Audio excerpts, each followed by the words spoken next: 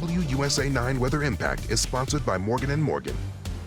Good Monday afternoon. I'm meteorologist Caitlin McGrath. It sure looks nice outside, but it feels a little chilly. Temperatures this afternoon are holding steady in the mid to low 60s, but it's really windy, and that's adding a little extra bite to the air. So at least we have all that gorgeous sunshine to enjoy, but the steady breeze is going to be with us all day long. Wind will start to taper off later this evening, but clear skies, calm wind, that's a perfect recipe for a very chilly night ahead. Temperatures are going to fall down into the 40s, even a few 30s by early Tuesday morning. So throughout the afternoon, wind will continue to gust from the west-northwest between about 20 to 25, maybe even 30 miles per hour at times. We do catch a little bit of a break later this evening. And then on Tuesday, noticeably breezy, but the difference with Tuesday is that the wind is going to be coming in from the south. That is a warmer wind for us, so temperatures will be back near 70 for Tuesday afternoon. But then later Tuesday night, we track another cold front that shifts the wind once again, coming in from the west-northwest by Wednesday. Not as windy as today, but still noticeably breezy.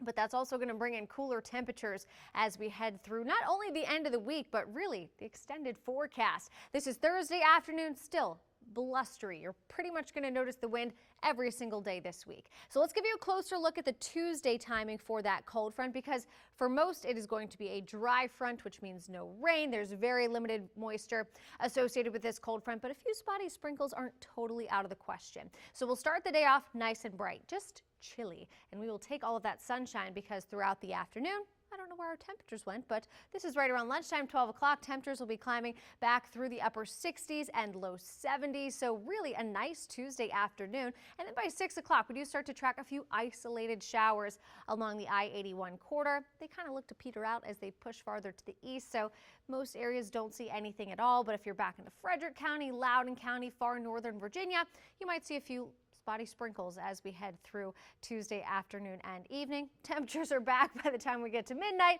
It is going to be cooler once again as we head into the second half of the week. So today we're stuck in the 60s. Tomorrow back above average, 73 degrees is going to feel nice on Tuesday. But then once we fall into the 60s, not only are we there for the rest of the week, but the 10-day forecast as well. Our low temperatures are getting cooler in addition to our high temperatures. We're talking about a lot of areas starting off in the low 40s, rather, even upper 30s for our low temperatures for the week ahead. The good news there is that it's going to help with fall foliage.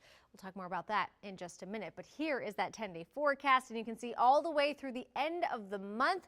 Hard to believe we are already almost closing out October, but temperatures will stay a little below average in the low 60s. So we've got some real fall weather on the horizon after one more milder day tomorrow. So we're already starting to see some nice fall foliage. We're past peak through parts of West Virginia over into the Alleghenies.